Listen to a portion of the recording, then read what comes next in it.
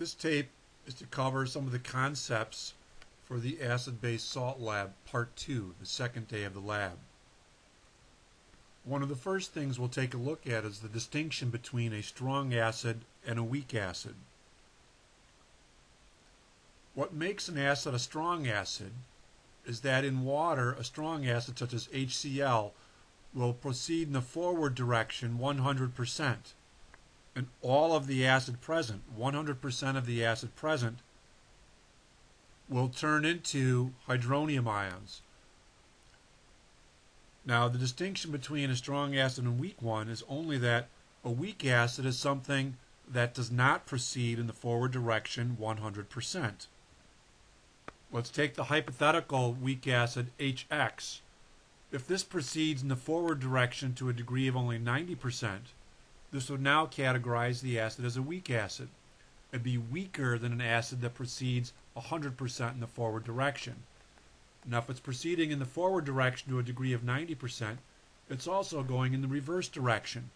One characteristic of weak acids is that weak acids are systems that are equilibrium, whereas strong acids are acids that function in only a single forward direction. So we have a third example of a weak acid, HZ. Let's say this proceeds in the forward direction to a degree of only 70%. Now this would make it a weak acid, and because it proceeds in the forward direction less than the weak acid that's 90%, HZ would be an acid that's even weaker than the HX example. Now also, because it's only going in the forward direction 70%, it also will function in the reverse direction, making this an equilibrium reaction. In fact, with acids, as they proceed in the forward direction to a lesser and lesser degree, as we go from 100% to 90% to 70%, the acids are becoming weaker and weaker, where by definition a strong acid is merely something that goes in the forward direction 100% and dissociates completely. Because a strong acid proceeds in the forward direction completely, there's no such thing as a Ka value for a strong acid, where the equilibrium constant is a ratio of how much product there is to how much reactant there is when the system's at equilibrium. By the time this reaction is complete, the amount of reactant for a strong acid is going to be 0, and we'd be unable to divide by 0. That would give us an undefined number. Now, for all equilibrium systems, there is an equilibrium constant. For a weak acid, the equilibrium constant is referred to as a Ka value, where the A stands for weak acid. It's still a ratio of product divided by reactant. Now, one thing we can see, as the reaction proceeds in the forward direction to a lesser and lesser degree, the amount of product that gets generated will get smaller, and the amount that remains reactant will get larger. So the relationship between the strength of an acid and its Ka value would be as the Ka value gets smaller and smaller and smaller, that's indicative of the acid getting weaker and weaker. A Ka value, again, is ratio of product to reactant. If we're generating less product, that means the reaction's proceeding in the forward direction to a lesser degree, and so the acid would be considered weaker. Less product, weaker, even less product, weaker. So as the Ka value gets smaller and smaller and smaller, that's indicative of the acid strength getting weaker and weaker. Now, in acid-base systems, there's something known as an acid and its conjugate base, and a base and its conjugate acid. Let's remind ourselves of a definition of an acid. An acid is a proton donor, and a base is something that we'd identify as a proton or H+ acceptor. As we look at the hydrofluoric weak acid reaction with water, let's look at going forward what's behaving as an acid. The HF started out as HF and it's finishing as F-. This would indicate that the HF has given up or lost a proton as it proceeded from reactant to product. Consequently, that identifies the HF in this reaction as behaving as an acid. Meanwhile, at the same time the HF is getting rid of an H+, we'll notice that the water molecule has turned from H2O to H3O+, which indicates the water has picked up or gained an H+ as we proceeded from the reactant to the product side. This indicates the water in the forward direction is functioning as a base in this reaction. Now the negative ion that comes from an acid in the forward reaction, here we have HF, and it produces F- ions after having lost an H+ ion. If we look at the reaction going in the reverse direction, we can see that the F- going backwards picks up an H and turns into an HF molecule, weak acid molecule. Consequently, in the reverse direction, the F- is behaving as a base because it's accepting or picking up an H+ to turn back into an HF molecule. The F- would be identified as something that's known as the conjugate base of the weak acid HF, and that in the forward direction the HF behaves as an acid losing an H+, and in the reverse direction the F- ion that came from the HF picks up an H or functions as a base to return to an HF molecule. What functions in this capacity is then known as the conjugate base of the acid. If we now look at the water and hydronium ion relationship, we see that water proceeding in the forward direction gains an H+ as we turn from H2O to H3O+. However, in the reverse direction, we can see that the H3O+ going in the backwards direction loses an H+ to turn back into water. Consequently, in the reverse direction, the H3O+ is functioning as an acid. And because of this, the H3O+ is known as the conjugate acid of water in this relationship. Here we've now identified our acid and conjugate base pair and our base and conjugate acid pair for this acid-base reaction. Now another concept associated with acid conjugate base and base conjugate acid pairings. If we consider an acid, as the acid strength gets weaker, that means the reaction proceeds in the forward direction to a lesser degree. If the reaction is going forward to a lesser degree, that means it's going in the reverse direction to a greater degree. Now, strength of acids and bases is based on if something goes 100% in one direction, it's considered strong. Anything less than that is considered weak. So as something proceeds in the forward direction to a lesser and lesser degree, that means that the acid is getting weaker and weaker, which, going in the forward direction, if someone proceeds to a lesser degree, the reverse reaction is happening to a greater degree. So as the acid strength gets weaker and weaker, the conjugate base strength of that acid actually starts to get stronger.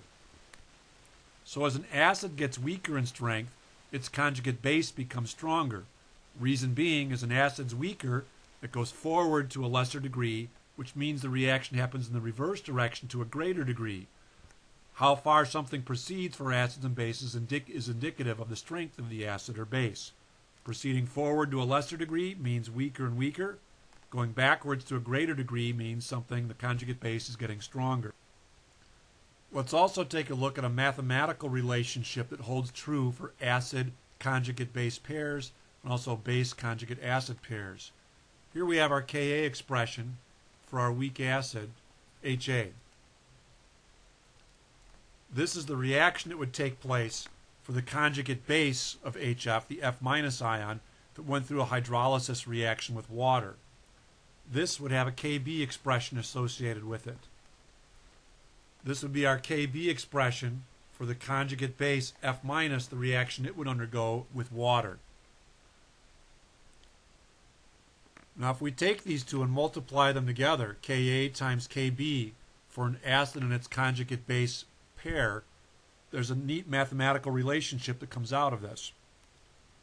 By multiplying the Ka expression times the Kb expression for an acid and its conjugate base pair, here's what happens. We can see the F- here cancels, the HF cancels, and what this leaves us with is H3O plus times OH minus, which is the same thing as the expression for the equilibrium constant of water. So for an acid conjugate base pair, the Ka for the acid times the Kb for its conjugate base will always equal Kw, a key relationship for acid conjugate base or base conjugate acid pairs. Our next part in the pre-lab, let's take a look at salts. In an acid-base reaction, which is a double replacement reaction, an acid plus a base are always going to yield a salt plus water. Let's look at an example. HCl and NaOH will swap partners to make the salt sodium chloride, and we generate water molecules, another product in a double replacement. The weak acid, HF, will swap partners with sodium hydroxide and make the salt sodium fluoride plus a water molecule. Now, depending on the salt that gets created, some salts can go through a reaction with water to alter the pH of water, and some salts will not go through a reaction with water. Here's where knowledge of which bases and acids are strong bases and acids is key. Here's our list we have of strong acids.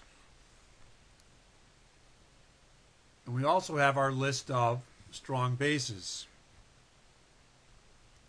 Now, keeping in mind what makes something a strong acid or base is that it proceeds in the forward direction 100%, gives us information about how the ions that come from a strong acid or base will behave when they're in a salt. A salt, such as sodium chloride, when it goes into water, will create sodium ions and chloride ions. Now, if we notice, chloride ions are the conjugate base of the strong acid hydrochloric acid, and sodium ions are the conjugate acid of the strong base sodium hydroxide.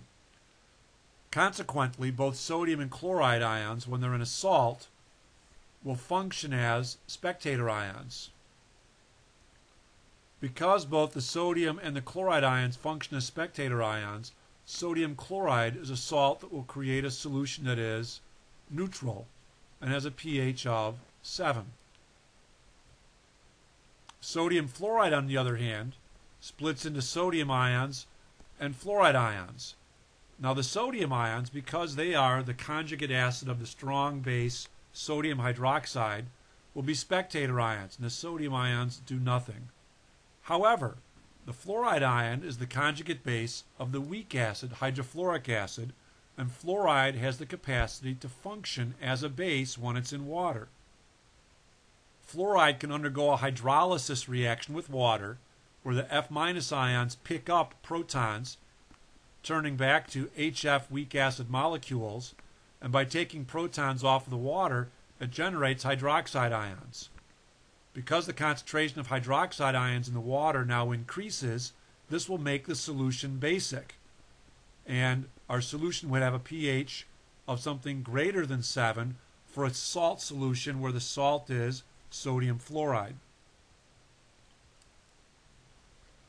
When working with salts to determine if a salt will make a solution acidic or basic, we need to look at the ions that come from our strong acids and bases.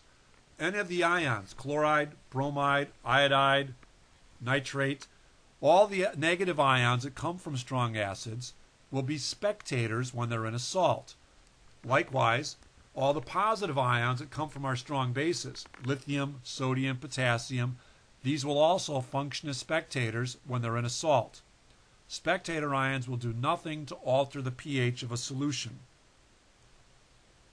Let's take a look at several salts and see if we can identify if these salts will make a solution acidic, basic, or neutral.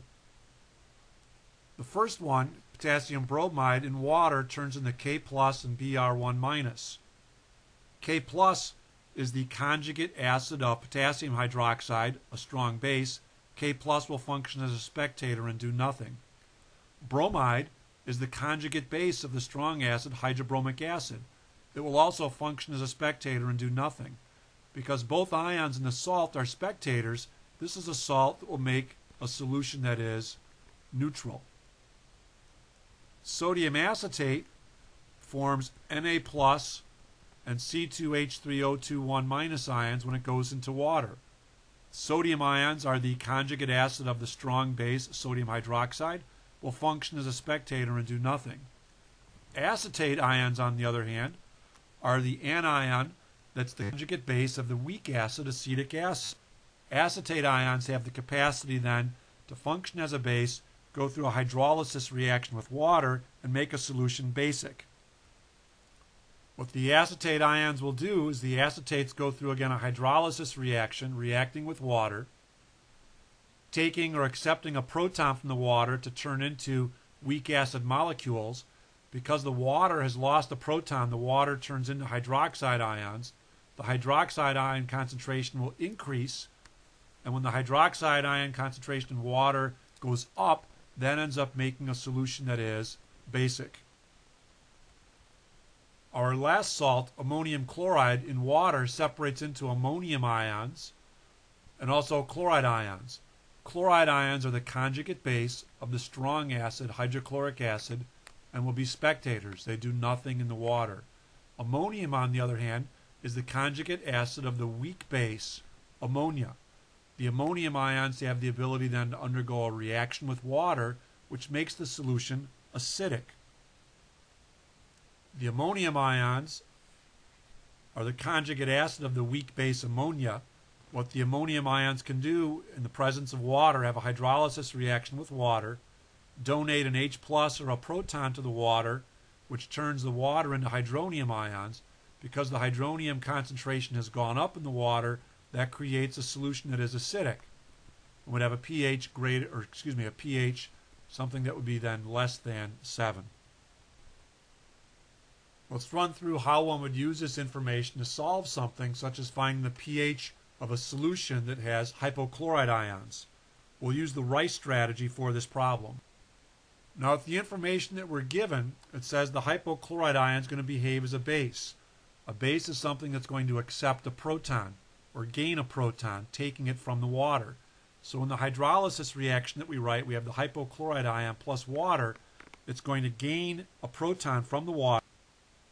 And as the hypochlorite gains a proton from water, it turns the hypochlorite into the weak acid molecule, hypochlorous acid.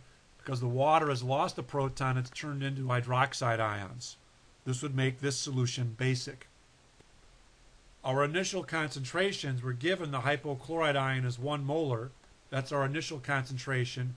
The initial amount of hypochlorous acid and hydroxide before the reaction proceeds to reach equilibrium is 0. The change in the concentrations will be represented by X. Because this is a 1-to-1-to-1 reaction, the hypochlorite goes down by X. We're going to form X amount of hypochlorous acid and X amount of hydroxide ions. Now we see that our Kb value, 3.6 times 10 to the negative 7, is a fairly small number, which means the amount of product that gets generated, or the size of X, is going to be tiny. Because X is so tiny, over here, the tiny amount of X compared to 1.0 molar is so small, we can eliminate this X for mathematical purposes and make life a little easier for ourselves and our calculations.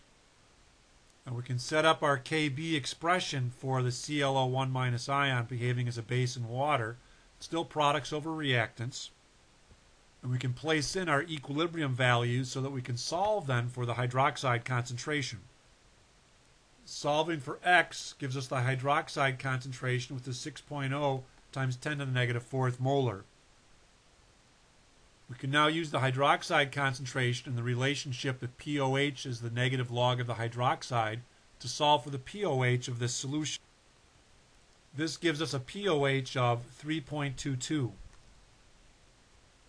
Knowing that pH plus pOH add up to equal 14, we can use the pOH to solve for the pH of this solution. Solving for the pH, we find the pH of this solution of the hypochlorite ion is 10.78, which is definitely greater than 7, and this would be a solution that's going to be basic. When this salt, sodium nitrite, goes into water, there's 2 possible reactions that can take place. The sodium ions plus water, because the sodium ions are the conjugate acid of the strong base sodium hydroxide, sodium ions will be spectators, and this is going to be no reaction. On the other hand, the nitrite ions are the conjugate base of the weak acid, nitrous acid. They can undergo a reaction, hydrolysis reaction with water, to make HNO2 weak acid molecules and generate hydroxide ions, which would make this solution basic. Utilizing the Rice strategy for the reaction of nitrite ions with water, we're given our initial concentration of the nitrite ions of 0.80 molar, 0 nitrous acid molecules, 0 hydroxides to start. The size of our change is we're going to go up by X for our hydroxide and our nitrous acid and go down by X for the nitrite ions.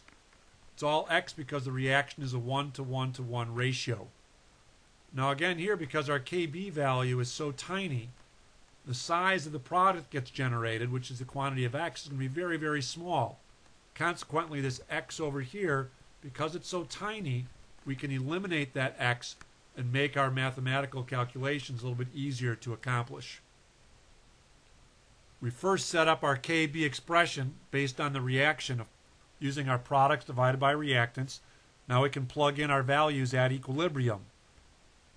If we now solve for X, that'll give us our hydroxide concentration. Solving for X gives us a hydroxide concentration of 3.69 times 10⁻⁶ mole. We can again use the relationship for pOH being negative log of hydroxide, plug in our newly found hydroxide concentration to get the pOH of this solution. We get a pOH of 5.43. Again, we can use pH plus pOH equals 14 to now solve for our pH. The pH for our salt solution comes out to 8.57, which is greater than 7, and we have a solution that is basic for this salt.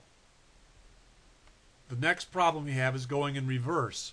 We're given the pH and it wants us to try to figure out the Kb value for the acetate ion in this particular salt. The sodium ion again is going to be a spectator, so we do not need to consider the sodium ion. The acetate will go through a hydrolysis reaction with water. This will be the hydrolysis reaction where the acetate, functioning as a base, is able to gain a proton from the water, which turns the acetate back into weak acid, acetic acid molecules. And because the water has lost an H+ ion, the water turns into hydroxide ions. We're given the initial concentration of the acetate ion as being 1 molar, since that's the concentration of our salt. Initially, the amount of acetic acid and hydroxide is 0. In this problem, instead of X, though, for our size of our change, because we know the pH is 9.37, we can use that to solve for how much hydroxide is generated. We can put pH as negative log of hydronium, so we know 9.37 is a negative log of our hydronium concentration. Rearranging, we get that the anti-log of negative 9.37 will give us our hydronium concentration. Solving for the H3O plus gives us 4.27 times 10⁻⁻�10 molar.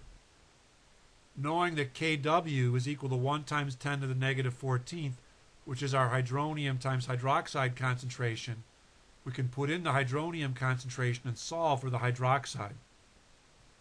The hydroxide concentration we get is 2.34 times 10⁻⁵ molar. This will now give us the size of our change in our equilibrium Rice strategy. We now know the size of our change values in the equilibrium strategy, which will take us to the E line, which we can then use to calculate the Kb value for the acetate ion.